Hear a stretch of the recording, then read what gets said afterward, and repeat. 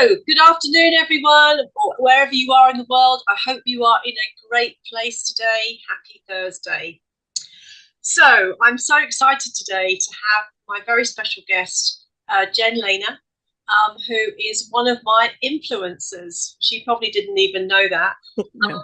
But we're going to be talking to Jen today about outsourcing and VAs and an incredible system that she's developed to help business owners basically take more of the stuff off their desks and give it to some very capable, trained people that Jen will talk about in a little while. Before we get into the interview, I just wanted to shout out to our number one fan, Ross Saunders. Hi, You're Ross. Jen saying hello. I know you're in the UK today, Ross. I hope it's not too cold. And you're listening to this, I know, and enjoy what Jen's got to say. So, Jen, front row VIP, VAs, this is all part of your world. Digital marketing, you are an expert, and I love this subject. So you're preaching to the choir in terms of everything you want to talk about today. Great. I think it's fantastic. Now, of course, I have heard you say on many occasions that hiring a virtual assistant is like the thing to do in your business, as a business owner. But what do you say to business owners out there that are struggling today and haven't delegated and haven't found the great VA that I know you advocate? Well, so most people haven't hired someone like for several reasons. They're buried in work. They're so busy that the thought of stepping away and like focusing on like all the time and effort that it takes to bring someone on, like most people know they need someone, but what I tell people is that actually I think it's better. Like if I had to do it all over again, I actually would have hired a VA right when I started, like at the same time that I hooked up my Wi-Fi connection and the same time that I ordered my business cards and I got my website. And the reason is because I mean, you have to make it if you're really in business, right? Like if this isn't a hobby for you, then like, would you think about opening up a business without Wi-Fi? No.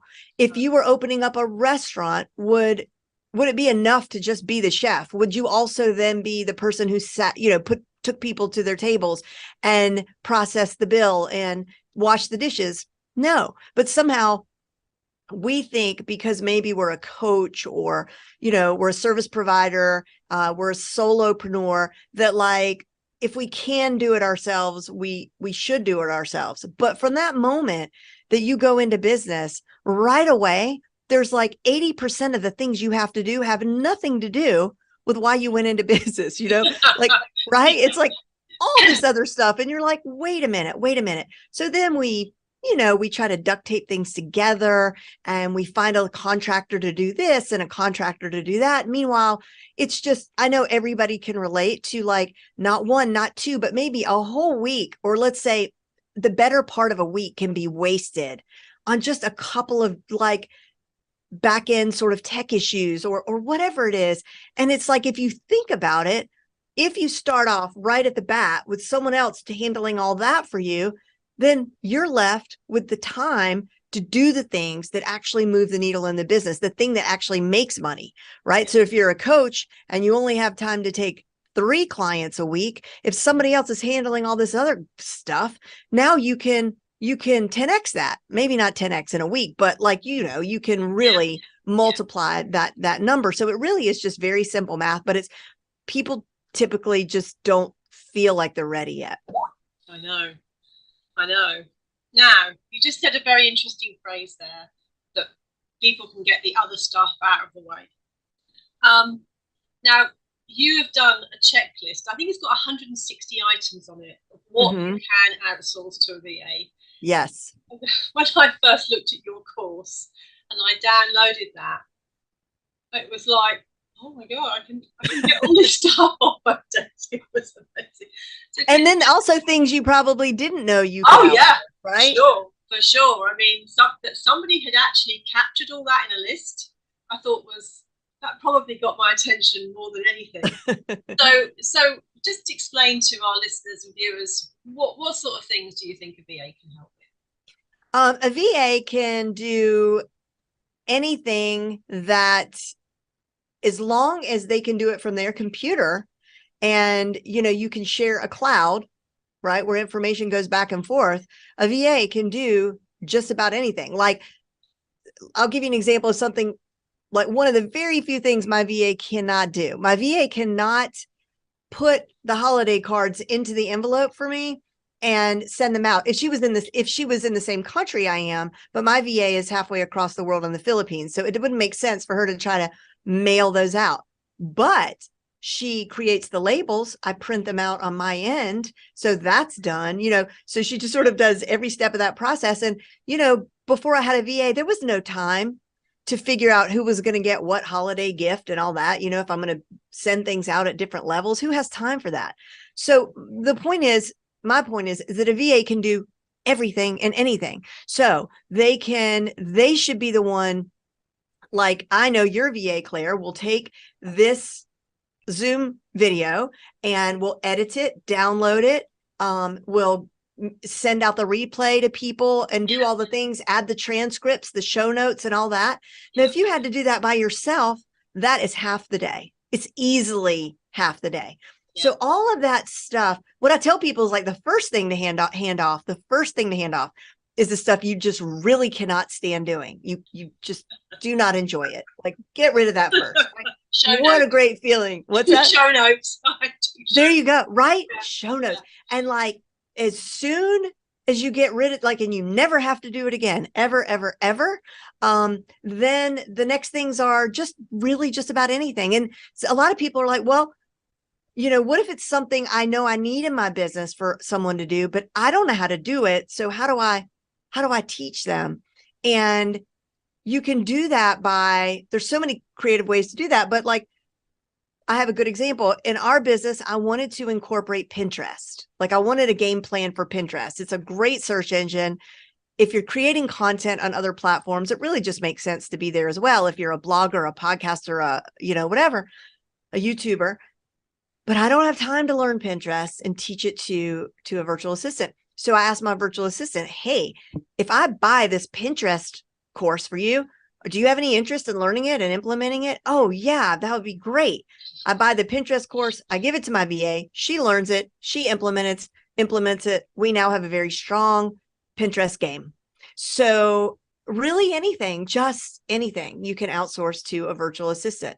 Even, highly skilled stuff. There's a different way of hiring. For example, like, for, let's say, a search engine optimization specialist, right? Like, there's different ways, or hiring a video editor. It's a little tiny bit of a different process when you're looking to bring experts on board, but not much. And then for a general virtual assistant position, you really were looking for people who have the interest, the soft skills, right? Like the interest, the heart, the passion, the desire, like those sorts of things, more important than, like, how we typically go about hiring someone. If they've got that and the ability and the eagerness to learn, the rest of it is easy. Because, again, there's no shortage of information in our world today, right? Like, between YouTube and, I mean, all the digital media that I know, like digital media marketing and all of it, Facebook ads, everything that I've learned up to this point in my 10 years in business is completely self-taught, which I'm sure, that's true for so many of us because of the information that's online. So that shouldn't be a barrier. Well, I'm totally with you. And shout out to Nika, your tremendous VA. Nika. And you've been, you've shared through your channel what Nika does for you, and Nika's had her own spot, I know. And of course, shout out to my VA, AJ.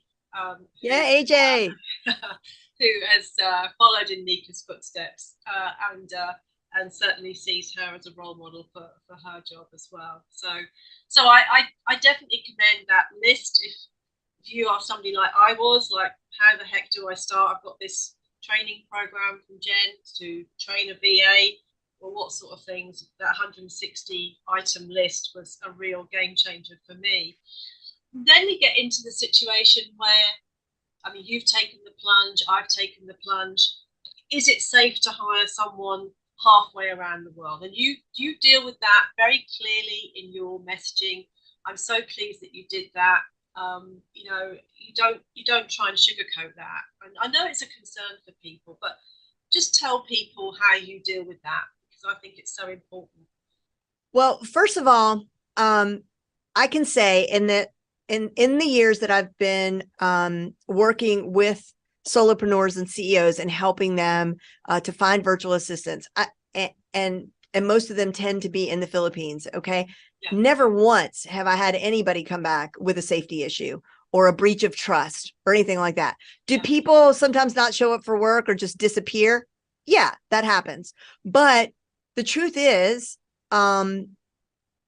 it's a gamble whether they're in your office or whether they're halfway across the world. But you know what I mean? Like, how do you know who you can trust really? What, you know, like anybody Yeah, could steal from you. I Anybody agree.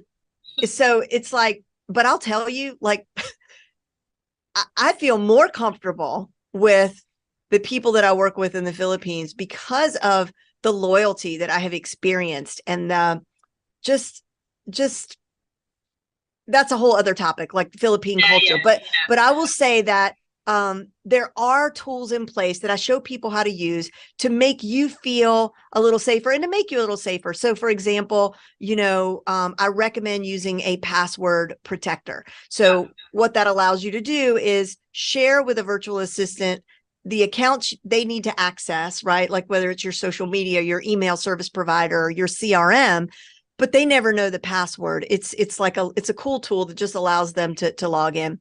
Yeah. This also allows you, if for any reason that situation goes south, and you need to let the person go or whatever the reason, in a click of a button, you can remove their access to everything. Yes. So that's good. And then there's other software that I talk about that some people like to use just as they dip their toe in the water, but I always recommend to get rid of it as soon as you feel comfortable. And that is software that allows you to actually see what your VA is working on, because it takes screenshots in as quickly as every 10 minutes. So you can actually log into the software and see what they're working on. Now, this has been informative for me before, because I remember I had a VA was supposed to be doing a YouTube project. And I logged in and saw that he had been working for a day and a half in the wrong YouTube account. In my, you know, I had given him whatever. It was my fault, but he could have finished out the whole week. That would have been such a waste, right? So it was informative in that way. But usually people stop using that once they feel like trust has been built. But I've never ever had anyone come back to me and just say that something bad happened that had anything to do with malintent or anything. Yes. Well, there you are. You heard it from the person. She's going to tell us in a little while how many VAs. Do you know how many VAs you have helped either source, put in place through all your different, you know? That is a really good question, and I should probably come up with at least a ballpark number. But I mean, I've had hundreds of people go through the program, and even before I had the program, I had a little free course, like a 3-video course that showed people, and people today tell me that, you know, 6 years ago they took my free course and they're still with their VA. So I don't know. I mean, So couple it's going to be in hundred. the hundreds. Yeah. So if you're sitting there thinking, I don't want to recruit somebody halfway around the world, I think you're missing a trick, and I'm sure Jen would agree with me. So shout out to we actually recruited our web designer through your program as well. Great. So we've done that, and shout out to all my Indian team as well, because they're all working around the world as well. So Jen says hi to you as well. Now, so we're both, and anyone that's done this program, worked with Jen, knows Shergroup, you know, we offshore, we don't have a problem with it. But people are people, right? So wherever you are in the world, you have the same sort of issues.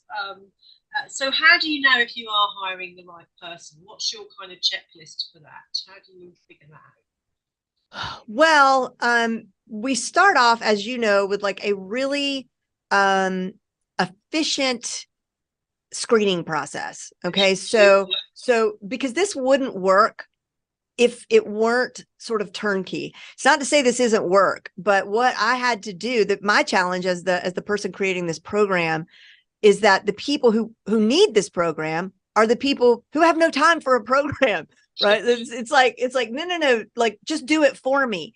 And I've done that, right? But this is better because it's like, the old adage, teach a man to fish. It's just like that. And as you and I were discussing in the green room prior, when you only have to do this once, because the idea is that after you hire your perfect match virtual assistant, they will then bring on everyone after that. Yeah, like when you I need to that. build your team. Yeah. So, and that's been true. That's been our story. My team hires all the new people.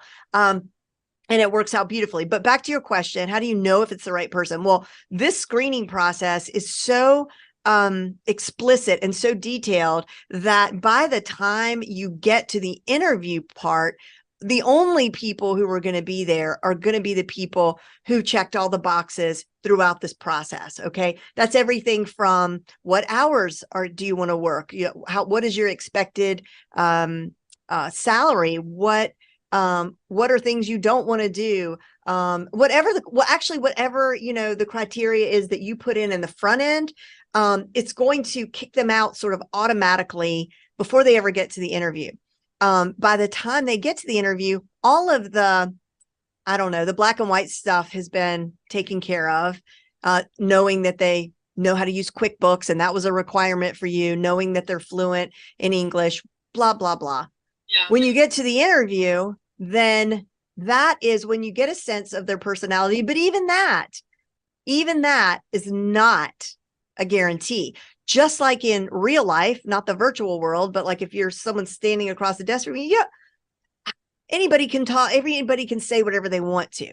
They can be charming. And what's so funny is that, and I'm sure you recall me telling this story, but like you can have all the interviews tend to be great. You will be blown away about the caliber of the people who you're interviewing with advanced degrees, a minimum of a bachelor's degree, fluent in English, very accomplished. It's not unusual to have people with an MBA, a master's in these interviews. Okay. So everybody's like, oh my gosh, and charming. And you're just in love with everybody you interview.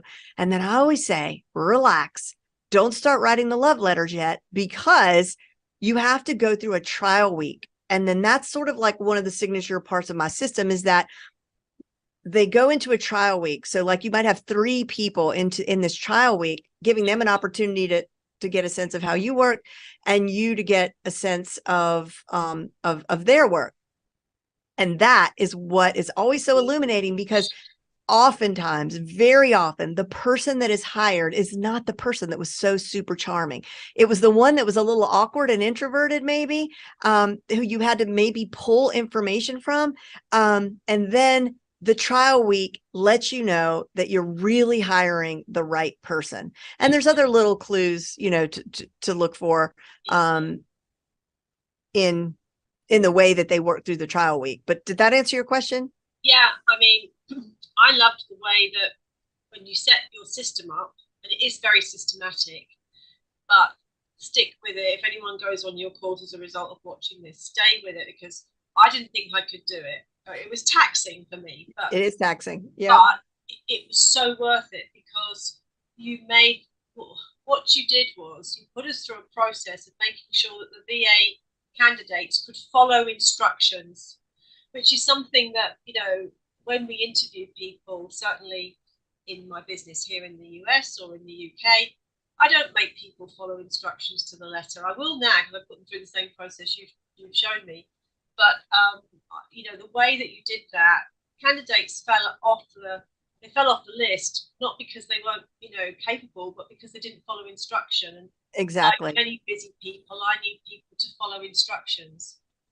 Yes, that's a big thing that we look for. It's like some of the exercises are really more about like, are they paying attention to detail? And then so often, the students will come back and say, well, maybe I should give a second chance. And, and it's like, no, that's we you were like, no, they're guilty. Yeah, I'm hardcore on that. Like, nope, they don't make the cut.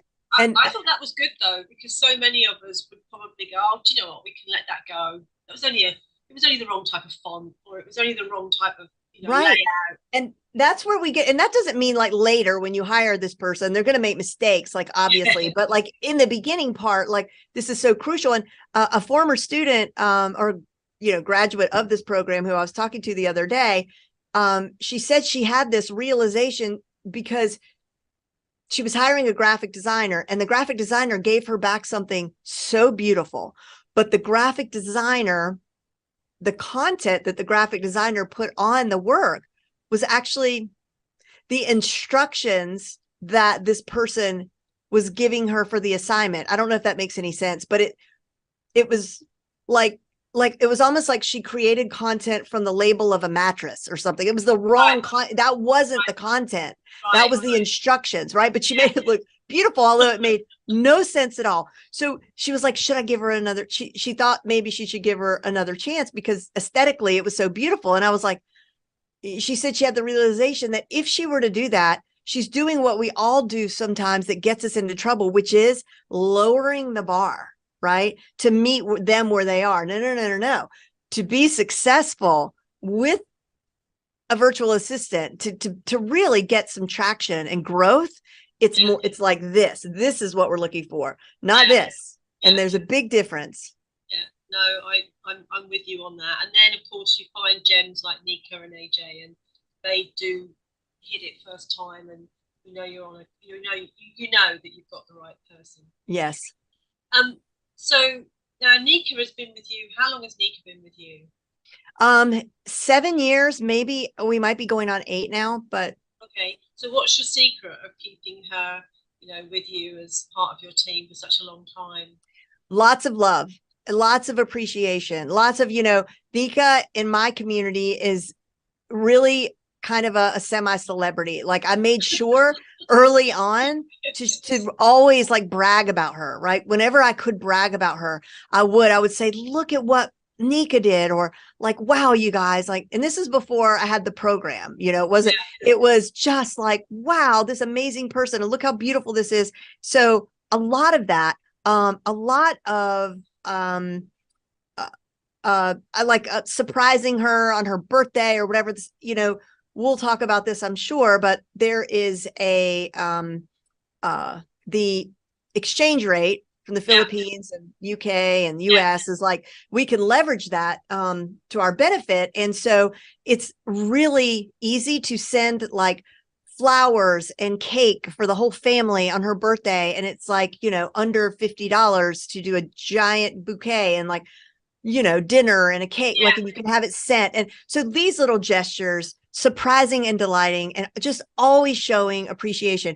The other thing is being very clear, as much as possible, always about your expectations and feedback. And, I show people how to do like, 30-day, 90-day annual evaluations, having weekly team meetings, even if it's just you and one other person, you and your VA, having a minimum of a weekly meeting, very important just to check in. And then the other thing that I think helps your VA to, like, the difference between the kind of situation I'm trying to set people up for and what I see other people doing in this realm is that I'm trying to help you find a virtual assistant who will be with you for years, right? The way Nika has been with me and AJ has been and will be for you. Because who wants to do this over and over again? No one. And the velocity and the momentum that your business gets when someone else is equally as invested as you are. Wow. So how do you make them equally invested? I talk about bonuses and profit sharing. And it's just like it sounds. Bonuses are obvious, but based on like goals for the company, right? So let's say as a company, my goal is to have 10 new clients in whatever program, right? And we have our good, better, best goal, or our stretch goal. And I say, all right, if we get the good goal, there's going to be, this bonus, medium goal, the stretch goal, it's going to be amazing, right? And so you don't have to give the amount. You just let people know this is the goal. And when you reach the goal, your team gets a portion of the profits. Doesn't have to be a huge profit. I mean, a huge portion, but like now all of a sudden it's like, wow, I matter in this business. I matter in this company because what I do affects the bottom line. And, so that thing is moving to a salary model as soon as you can. That might take you a year. But what I mean by that is instead of tracking hours, you basically say, okay, I am going to pay you for 40 hours a week, no matter what. You might work 30, I'm going to pay you for 40. You might work 45, I'm going to pay you for 40, and you could do the same thing for part-time. And the reason this is so great, first of all, it forces you to step into the role of CEO, because if you're thinking that you're paying someone for 40 hours a week, well, you better have some work for that person. Yeah. Right. And because it's too easy for us to be unprepared and be like, well, I don't have work, but I'm only going to pay her for 5 hours. So whatever. Right. Yeah. This forces you to step in, and then it's just good practice. It's good for you. It's good for them. And, and that includes like sick days. So they can take some sick days. They could take some holidays. And the other beauty is that this is not a true employer situation. They're still a contractor. So you aren't legally bound to give any kind of benefits. I know this is true in the UK and the US. You are not legally bound to do any of that. Medical leave, none of that. You're just doing it. You're building it into your package, which makes you attractive to them, and they want to stay and they want to help you. And and just being nice. I want to come and be your VA. What, you want to be my VA? Is that what you said? I want cake on my birthday. We can do that. I bet it's a lot more than $50 in it would be where you are. So how much, so people who are listening and they're hearing all this good stuff, I mean, brass tacks, how much should they expect to pay a VA? Sure. So you can start like that trial week period I talked about. So first of all, let me back up. In the process, we're asking them, how much do you want to make? So we ask them as part of the process. What is shocking is that, and I'm sure you saw some of this, what is shocking is some people, it will be as low as like $3 an hour. Okay. We don't do that. Like minimum $5 an hour. Okay. And even that is temporary. So, so that's temporary through the trial period. After the trial period, you're probably going to want to bump up to like $5.50. So I would say, $10 an hour would be the highest end of the spectrum. Not the highest, but maybe even 15 would be the highest. But like for the Philippines, $10 would be the high end of the spectrum. And then the thing is, when we get to this part, sometimes it gets a little bit hairy because people, there's some things that people don't understand. Number one, that this, and I have a graphic of this and I don't have it handy, but I had my team do a deep dive, and I was like, look, this really needs to be realistic, because they would tell me like, if this isn't realistic, we need to change this and we need to update these numbers. But what we found is that full-time at $5 an hour is well above the average salary in the Philippines, and allows not only for like medical care, mortgage payment, private school for a high school student. It listed all the things, medical, all of that. Right. There was still like 2,000 pesos left over after we broke it all out. Now, 2,000 pesos is absolutely nothing, but I mean, that's left over. It's not like that doesn't equate to $2,000. I don't remember what that is, but the point is, at $5 an hour, it is a living wage, but we make it so much more than that because of the bonuses and the profit sharing. And so what happens is, because most small businesses can't afford, like solopreneurs can't afford to hire someone in their own place for $25, $50 an hour for 40 hours a week. No.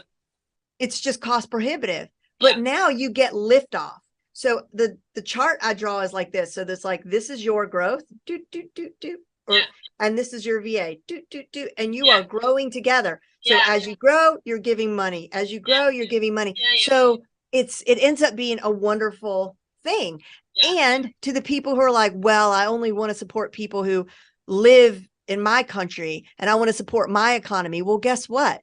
Now that I have a successful business that is actually profitable because I have a rock star team, I employ so many vendors locally now. The person who does my photo shoots, the person who does my videos, I'm in an office building now and I'm paying rent every month. I mean, none of this would be possible for me to put back in my local economy if I didn't have this team. And the last thing I'll say is I believe people are people. So what do I care if they're in the Philippines or in, Russia, or, well, maybe not Russia, but wherever. I understand that completely, and I just think you can go to other parts of the world, get the services you need, and as you say, you can help develop around your local business if that's what you want to do. There's all sorts of business models. I mean, we are a global village, so right. So I love the way that you deal with that, and it's so upfront. And let's talk about how you actually then help people find VAs, because like me, we haven't got a clue unless we've got someone like you. So how do you see that? How you mean what do I offer to help people? Yeah, I mean, I found your course,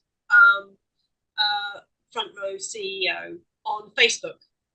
It just came up on my Facebook one day. Oh, well, that's good to hear. That means my Facebook ad dollars were well spent. Yeah. And I was like, well, I'm looking now whether, Google had heard me talking about to my husband, like, I need a VA. Right. But it turned up on my Facebook and I clicked on it and I went to your website and I found everything out and I thought, wow, this is exactly what I need. But we're talking today, so we're going to help people find you a little bit easier. Yeah. So well, I have a lot of free resources, and actually I've got a free masterclass coming up February the 6th. So you can share that link, in the show notes. Please, so there's that. And it's for anybody who wants to learn more about this. And then also that task list, I'll send you the link for the task list. And then on YouTube, I'll also share the link with you, but on YouTube, I have so many trainings. And so, and people are welcome to message me directly, on social media, and I'm happy to answer any questions. But, that's another thing that I was really impressed with about you.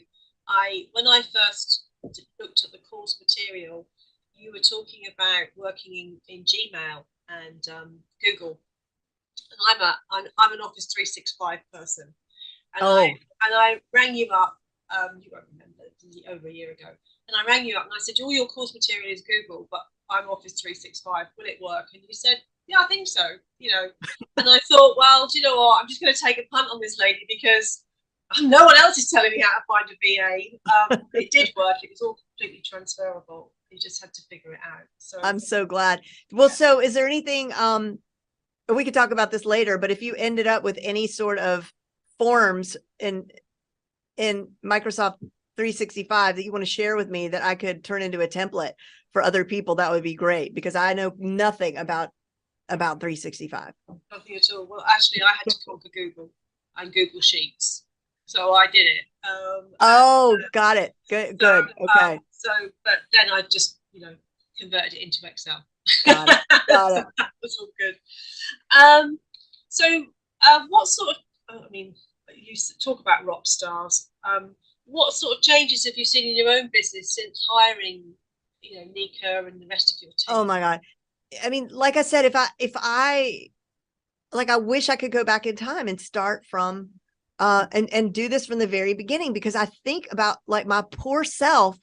I don't mean just poor monetarily, but just like poor Jen. Like, I remember like so many things, but like I was trying to create a course, and like, you got to have the webinars, and you got to have the sales pages, and you have to have the opt-ins, and you have to have the thank you pages, and you have to tag people, and you have to send automated emails. And I was good at that because I am a techie type of person. So it sounds like, oh, how fortunate for you. That's not, it's terrible, because I thought I had to. And so I can remember sitting at my desk, recording the content and then editing and all the things. and for 14 hours a day. And I had, my kids were, you know, younger at that time, and they were still in middle school, and, you know, and then my youngest was really little. And I, you know, I felt terrible. I was just like, this is not how I want things to be. And in fact, I remember one time sitting at my desk so long that my ankles were swollen. And I'm a small person. I'm not a heavy person. I have skinny toothpick legs. And I looked down at my ankles and I Googled like swollen ankles, and it said something about cardiac. I just saw the word cardiac and I was like, oh my God, you know. So I was like, this is that. So health wise, emotionally, and financially, really, as soon as I was able to hand off all that stuff and do the thing I love to do, which is getting in front of the camera and teaching, then, oh my gosh, it was so rapid. It even surprised me how fast I grew after that, because I was able to go after big names for my podcast. And once I got big names on my podcast, I was able to get more big names. Then I was introduced to people who gave me opportunities to speak in front of live groups. I was able to launch a physical product. I was able to create a membership site. All this just happened in like really a short amount of time. So the bottom line in my business, my profit, I mean, first of all, I started to have a profit. I never had a profit. It was always feast or famine. It was always, you know, launch, nothing, launch, nothing, big expense, dip, you know, then back to normal. It was just, I couldn't stand that. So that is what happened. And I was able to stop work every day at 3:00, to be at the bus for when my kid got home from school. And that was a huge win for me. That's huge. That's huge. Well, I just want to mention one last thing before we draw to a close today. I want to congratulate you on the front row planner, the front row CEO planner, which for those of you that take up the course, you get. Now, it's quite a thick planner. It's a book, hard copy book, isn't it? Do you want to tell people about a little bit about that and how it can help them with their social media? Oh, sure. So the link for that is frontrowceo.com/planner. And so you can flip through the pages virtually and see what's in there. But essentially, it is a planner to help you create 3 months worth of strategic content in just a few hours. And by strategic, it's in line, because it just makes sense, right? Like if you're going to be putting all this content out there, it doesn't have to be an advertisement, but the topic should at least be in line with whatever you are getting ready to promote or you are currently promoting. And so I you know, I'm a huge systems person. So basically it's a system for that. And it does come with a digital component as well. So like I think Claire prefers the spreadsheets. You like the spreadsheets or the PDFs or something? We have it in all formats, and then it comes with videos to show you how to use it as well. So well, I want to congratulate you on putting it together, because you know, until we had that, we definitely dipping our toe into social media, but that has helped us. And of course, I hand off the creation of my social media content once I've agreed the strategy for the month with my VA, who then goes off and basically produces most of it, and I just have an editor role, just checking it and making sure I'm comfortable with everything. I just did that this morning. It took me 10 minutes to review a week's social media. That's so good to hear. You know, it's always nice to hear that something that you create helps someone. So thank you for telling me that. That's fantastic. Good job. You know, I just think if other people can get hold of that one thing, the tasks thing and this piece, honestly, there's practice for all of us. So, Jen, thank you so much for your time today. Thank you, Claire. Fantastic to have you on here. Visit Jen's website, jenlehner.com, Lehner, Lehner. And you can follow her on Facebook at Jen Lehner, Instagram at Jen Lehner, Twitter. You can connect with her on LinkedIn. For all you professionals out there, connect with her on LinkedIn and subscribe to her YouTube channel, because we know that's the challenge to get people to subscribe, but it certainly is for Shergroup that we're building our YouTube channel. Good. So thank you, Jen, and thank you to everyone who's pitched in with us with our Shergroup on the Sofa series. We appreciate you, and with the Shergroup brand. Shergroup.com. A lot of the graphics that you see on there and our content is now built by our Filipino team. So thank you, Jamari. Thank you, AJ. And to our Indian team as well for all their hard work on our digital marketing team. You can follow Shergroup on all our social media channels. You know, I'm a devotee of this lady, so whatever she's doing, I'm following her. And we'll put all of this in the show notes, so you won't lose any of this good stuff. Jen Lehner, you're a star. Thank you so much. Thank you, Claire. This was so much fun. Good. Thank you so much. Bye, everyone. Thank you.